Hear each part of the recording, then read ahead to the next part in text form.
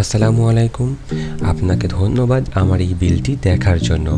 এই বিলটি মূলত গত 1 বছর যাবত ধীরে ধীরে বিল্ড করা হয়েছে। এতে কিছু কিছু কম্পোনেন্টসের দাম কম এবং কিছু কিছু কম্পোনেন্টসের দাম বেশি হয়েছে।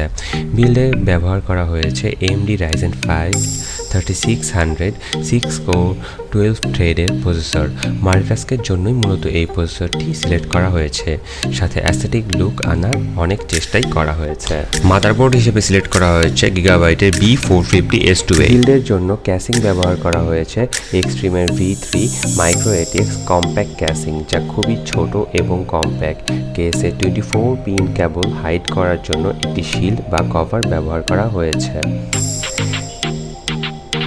এবং SSD হিসেবে ব্যবহার করা হয়েছে কার্সারের MP510 240GB NVMe M.2।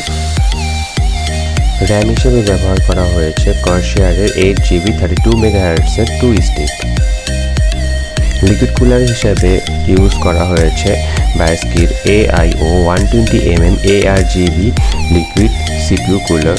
GPU হিসেবে ব্যবহার করা হয়েছে গিগাবাইটের GT 1030 DDR5 এর 2GB গ্রাফিক্স কার্ড, যা বর্তমানে জাস্ট ডিসপ্লে ব্যবহার করার জন্যই।